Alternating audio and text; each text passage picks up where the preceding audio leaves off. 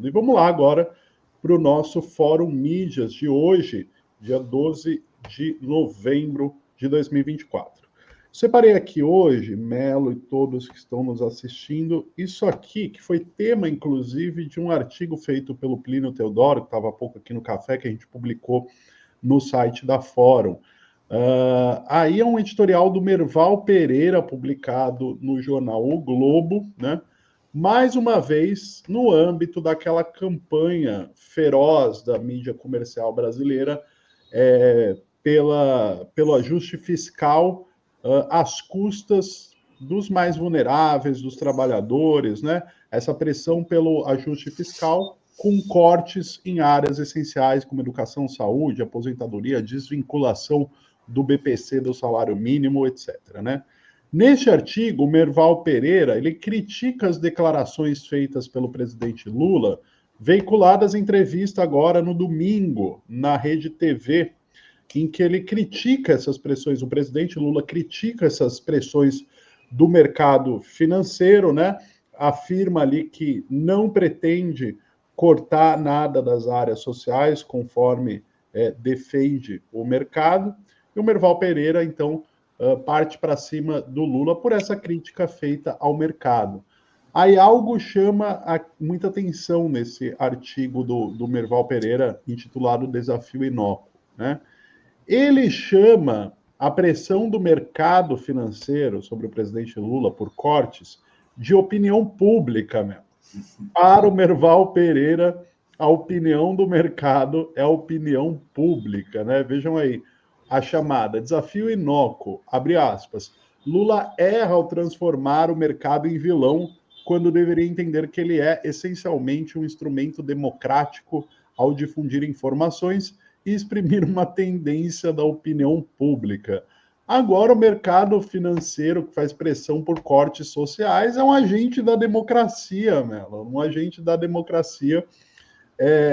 Democracia essa que tira de uns e só beneficia outros, né? Democracia essa que mantém privilégios às custas, né? Nos ombros dos trabalhadores, né? Vamos lá, eu destaquei aqui o texto que o Plínio Teodoro escreveu na Fórum sobre este artigo do Merval, e ele chama atenção justamente para esse aspecto, né?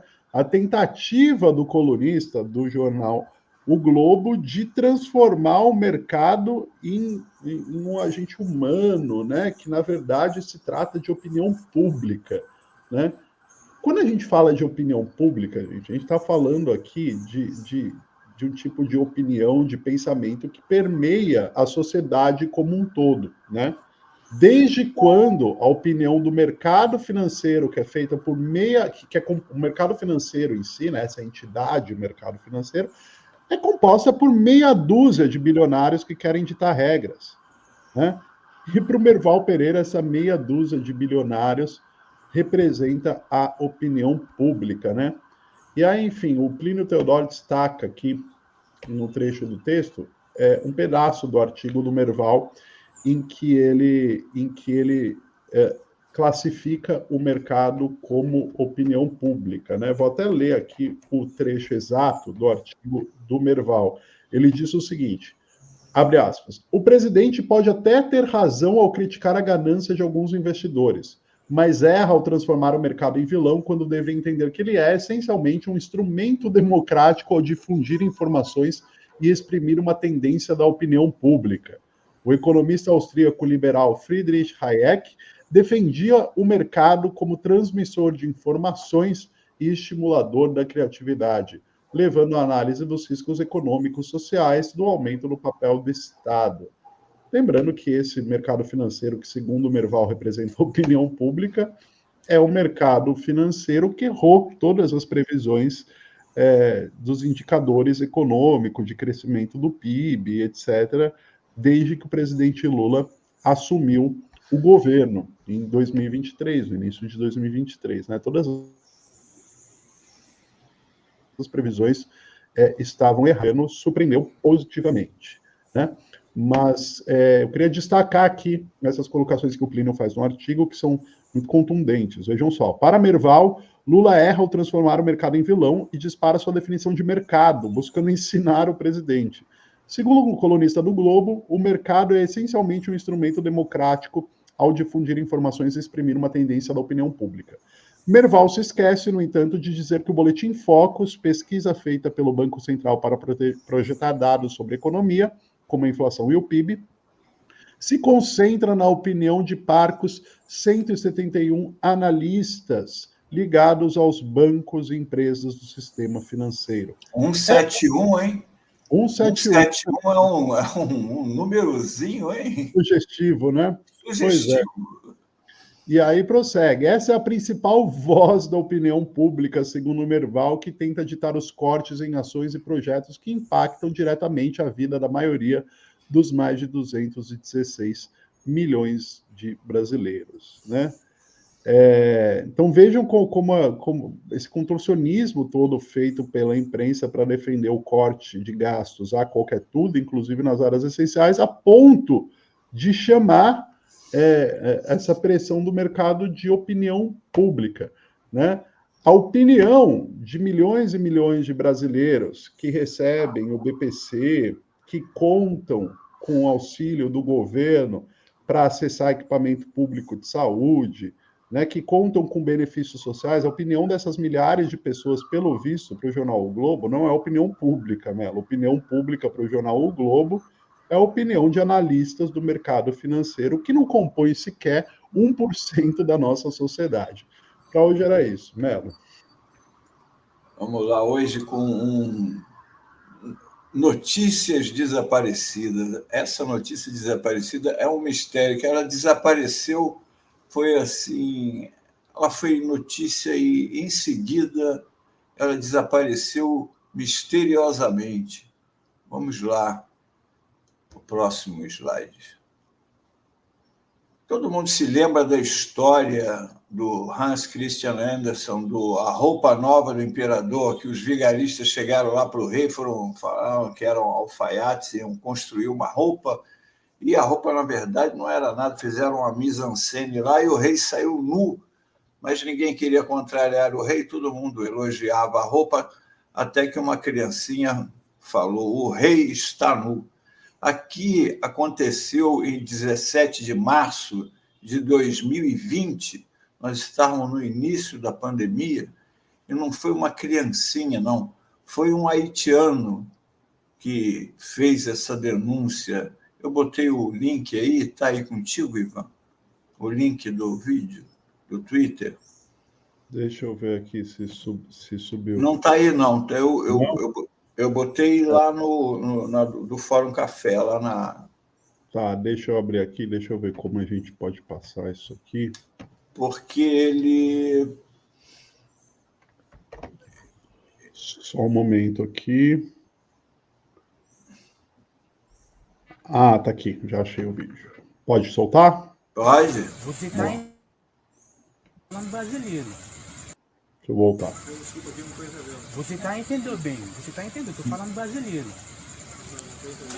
Você não acabou. Você está recebendo mensagem no meu celular. Todo brasileiro está recebendo mensagem no seu celular. Você está recebendo mensagem desse escrito, mandar para você. Você não é presidente mais. Você não é presidente mais. Não precisa ver difícil. Eu descobri Você está distribuindo o vírus, você vai matar os brasileiros. Isso ele falou em 17 de março de 2020. E por que essa é uma notícia desaparecida?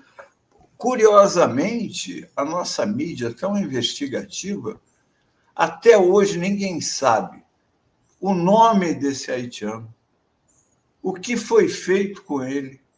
É um mistério completo. Ele apareceu aí, sumiu. Para onde levaram esse haitiano?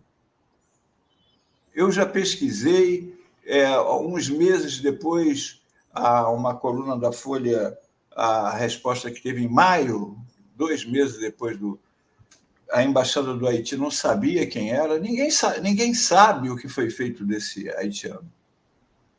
E como que ninguém sabe? Como que nenhum jornalista chegou e tentou entrevistá-lo? Ou ninguém narrou o que aconteceu com ele? A partir daquele momento que ele falou ali, o que houve? Ele foi afastado? Foram policiais o levaram para algum lugar? Não há essa informação, nem essa informação em lugar nenhum.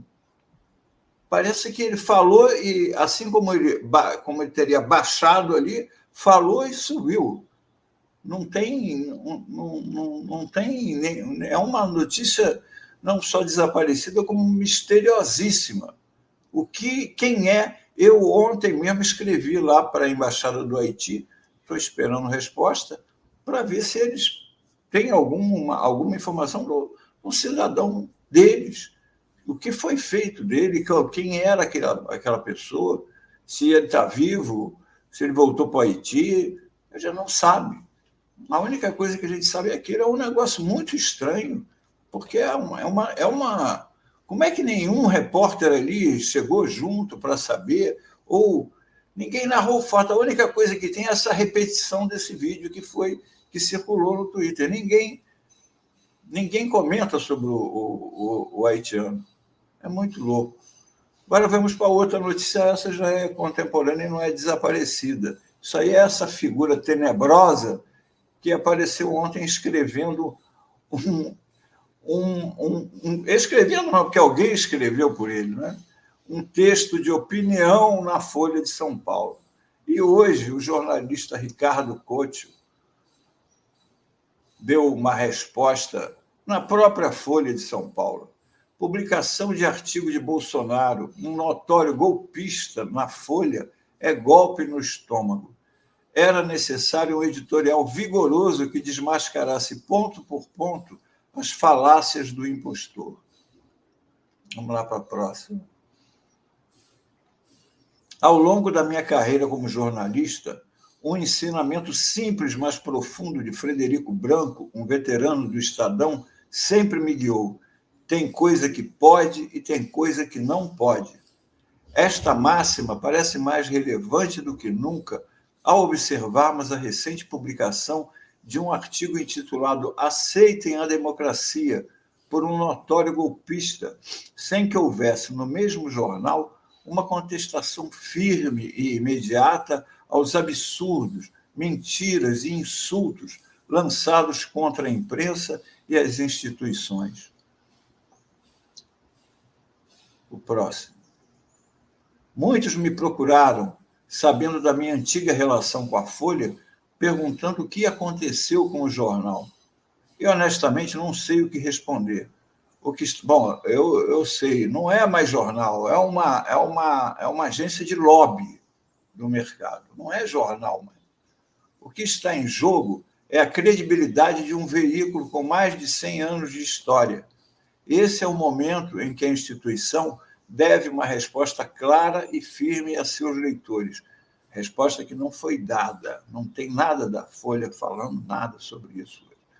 Era necessário um editorial vigoroso que desmascarasse, ponto por ponto, as falácias do impostor, que há pouco tempo buscava silenciar essa mesma imprensa antes mesmo de tomar posse. Os leitores mereciam uma análise contundente que relembrasse seu histórico de ataques contra as instituições e a tentativa de golpe ao perder as eleições. Permitir que alguém inelegível, cuja trajetória está marcada por afrontas à democracia, publique sem contrapeso um texto com o título Aceitem a Democracia, é, no mínimo, um golpe no estômago. Mas é isso. Um sujeito que, sabidamente, confessadamente, como declararam os comandantes das Forças Armadas à Polícia Federal, Bolsonaro os convocou para um golpe de Estado. O comandante do Exército confirmou, o comandante da Aeronáutica confirmou e o comandante da Marinha, segundo os dois, foi o único que topou. Inclusive, falou que as tropas estariam à disposição. Já, segundo o comandante da Aeronáutica, o comandante do Exército teria ameaçado o Bolsonaro de prisão caso ele continuasse com a defesa do golpe de Estado. Isso aí, pela cúpula, pode até ser mentira deles, mas pela cúpula é isso que eles falaram. Então, não é a opinião de ninguém, não é o Alexandre de Moraes que diz que o Bolsonaro quis dar um golpe, foram os comandantes militares do próprio Bolsonaro que informaram isso. É um golpista e o processo disso já está chegando ao fim e ele inevitavelmente será condenado e ficará um bom tempo tendo que dar coletiva da prisão. Provavelmente a Folha vai lá fazer uma entrevista com ele para enriquecer as suas páginas com a opinião abalizada do Bolsonaro sobre a democracia. Veja bem. Era isso por hoje. Bom, Melo. Inclusive, foi tão absurdo esse artigo do Bolsonaro na Folha, né, que segue repercutindo bastante. Eu acho que vai seguir durante a semana, porque como disse a presidenta do PT, a deputada Gleisi Hoffmann, ela afirmou ontem que ler um artigo do Bolsonaro, o articulador do golpe, falando sobre democracia, é como ler um artigo de um assassino falando sobre não violência, né? Falando sobre a paz, ou algo do gênero, né?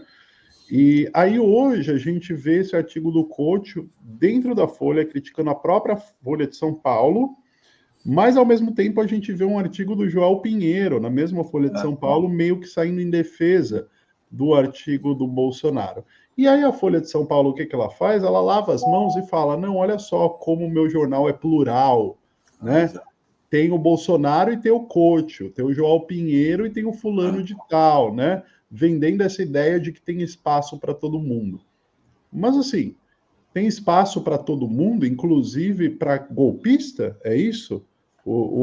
A pluralidade de ideias envolve agregar opiniões antidemocráticas, né? Como a gente disse aqui ontem, né? Se a Folha de São Paulo fosse um jornal alemão na época de Hitler, publicaria um artigo do Hitler antes de ele ascender ao poder, né? Afinal, não, a gente tem que ouvir as divergências, né? Tem que ouvir as diferentes vozes. O Hitler defendendo a democracia, né? O Hitler defendendo a democracia. Claro, porque o Hitler jamais...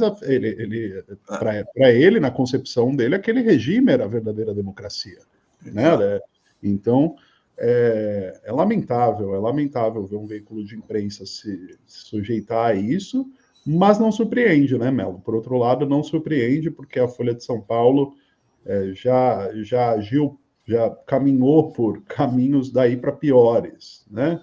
Sim, não é de hoje, né? A ficha falsa da Dilma. A Folha de São Paulo foi o jornal que cunhou o Dita Branda, dizendo que a ditadura no Brasil tinha sido branda. Daqui a pouco tem uma entrevista aí com o grande José Genuíno.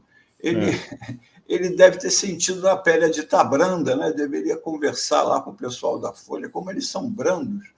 Pois Todo o pessoal lá do Araguaia, que foi exterminado de forma cruel, entendeu? Vergonhosa. E é tão Dita Branda que eles tentam esconder toda essa história até hoje. Até hoje. Não, o artigo da Dita Branda tem o apoio logístico e operacional à máquina repressora da ditadura, né? Com as combis, né? Com eles cedendo combis para o DOPS, né? Demitiu uma jornalista que eles sabidamente sabiam que estava presa por abandono do emprego. Exatamente. E é o jornal, eu já contei essa história aqui antes, né, Melo, que em 2018, às vésperas da eleição que alçou Jair Bolsonaro ao poder, chegou a mim, de uma fonte, de um colega que trabalhava na Folha de São Paulo, a gente fez essa denúncia na revista Fórum, uma determinação geral da direção para que nenhum repórter, nenhum redator se referisse a Jair Bolsonaro como candidato de extrema-direita. É o mesmo veículo. Então, assim, a Folha de São Paulo, que depois de passar a ser alvo de ataques de Jair Bolsonaro ao longo de seu mandato, se coloca numa posição combativa e tudo mais, né? É balela. ela volta a ser a mesma Folha de São Paulo que, na véspera da eleição, proibiu, vetou qualquer repórter, qualquer redator de se referir ao ex-presidente Jair Bolsonaro, então candidato Jair Bolsonaro, como um candidato de extrema-direita. Isso está documentado. Tem um e-mail assinado pela direção do jornal a todos os redatores e repórteres. Não pode chamar o Bolsonaro de extrema-direita, afinal, agora passam-se aí mais de 4 anos, 6 anos, né? Agora o Bolsonaro ele não só não pode ser chamado de extrema-direita por seus repórteres, como ele é um democrata, né? Porque afinal ele tem espaço, o golpista, para publicar um artigo em tom imperativo, aceitem a democracia, né? Um título imperativo ainda, né? O Bolsonaro. Bolsonaro que criticou muito o jornalismo, inclusive a Folha, e o pior, que fez um ataque vil, covarde, machista, como é bem do estilo dele, a uma das repórteres da Folha, Patrícia Campos Melo, que ele disse que estava querendo dar o furo para ele, sabe? Uma canalice bem do estilo dele, uma cafajestada bem do estilo cafajeste dele, entendeu? E hoje em dia abrem um espaço para essa pessoa que faz uma ofensa não só aos jornalistas, mas ao jornalismo e especificamente a uma mulher jornalista, como, aliás, que é típico dele, ofender as mulheres, é sempre assim. Ele é muito valente com as mulheres, está sempre... ele escolhe sempre a mulher para Preta Gil, Maria do Rosário, sempre as mulheres. O sujeito que até para fazer o discurso de 3 palavras lá, cafajeste, no dia da votação da Dilma, vocês reparem na imagem, o Eduardo Bolsonaro estava atrás dele soprando, porque nem aquelas frases ele diz sozinho, entendeu? Em defesa do brilhante Ustra. Pois é, né? Aí agora está ali, defende a democracia, pelo amor de Deus, sabe? Ele já devia estar preso há muito tempo, infelizmente está demorando, está demorando.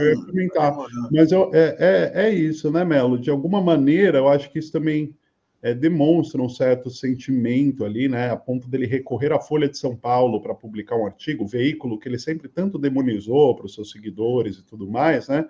Demonstra também um pouco o sentimento que deve estar permeando às vésperas de uma denúncia aí da PGR, né, dele ser indiciado no caso da tentativa de golpe de Estado, né, tentando deixar ali um registro, né, cavar, quem sabe, algum tipo de mobilização, ou enfim, tentar deixar um registro ali de democracia, né, da pessoa, partindo da pessoa que está para ser indiciada por tentativa de golpe de Estado. Inclusive, assim, está demorando, já devia ter sido indiciado, já devia ter sido preso, eu concordo, não tenho dúvidas, mas o que tem se falado é que essa denúncia da PGR virá contundente, né, que é uma denúncia que, inclusive, estaria demorando porque ela vai vir parruda, digamos assim, né?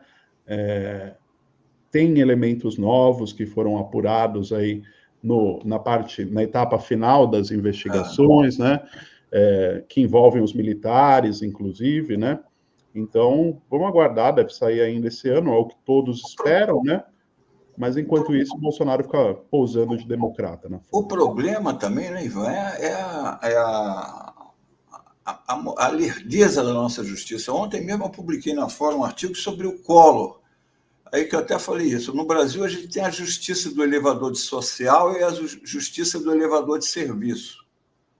O Collor já foi condenado há um tempão, em última instância, não cabe mais recurso. E quando não cabia mais recurso, a justiça, os advogados dele recorreram contra a sentença. Depois que não podia recorrer contra a sentença mais, já ficou em última instância, que não, que um processo podia pelo outro, podia tirar não sei o que, e recorreram de novo. Ontem estava 6-2 já contra esse recurso, ou seja, ele ia ter que ir para a cadeia pagar 8 anos e 3 meses, me parece. Aí o André Mendonça, não é aquele ministro? o André Mendonça, aquele pastor lá do Bolsonaro, terrivelmente evangélico, né? Terrivelmente evangélico, ele fez o seguinte: como o julgamento era virtual, ele jogou o julgamento para o plenário. Agora, se o juiz votou no virtual, por que no plenário vai mudar o voto? É só para dar mais tempo. Então, o Collor continua solto. Até agora vai para o dia que vão marcar esse plenário para ver esse julgamento, e o Collor está solto. Enquanto isso, na Justiça do Elevador de Serviço, 183 mil brasileiros estão presos sem nem terem sido julgados. Os caras estão na cadeia, presos, e nem foram julgados ainda. Pois é, e agora, nesse momento, Mello, ainda tem o fator Donald Trump nos Estados Unidos, né? Que a extrema-direita tem tentado acreditar que vai influenciar, de alguma maneira, a situação do ex-presidente Jair Bolsonaro e de outros condenados ou investigados pelos atos golpistas, né? A demanda deles, inclusive, houve uma caravana de deputados bolsonaristas aí para acompanhar as eleições nos Estados Unidos, e a expectativa deles é fazer algum tipo de articulação junto a parlamentares trumpistas que culmine numa pressão ao governo estadunidense para que o governo estadunidense, de alguma maneira, exerça algum tipo de pressão à Suprema Corte brasileira e assim Bolsonaro venha a se livrar de eventuais condenações, né? Claro, eles falam sobre os investigados do 8 de janeiro, mas o grande objetivo é livrar o próprio Bolsonaro, né? Enfim, enquanto a justiça do Brasil demora a tomar essas decisões, a extrema-direita se articula internacionalmente, né? É isso. Então, se confirmar o Marco Rubio como secretário de Estado, essa pressão poderá se tornar realidade. Né? O bicho vai vir para cima, né? Vai vir para cima. Vamos ver. Tá bom, obrigado, gente. Até amanhã.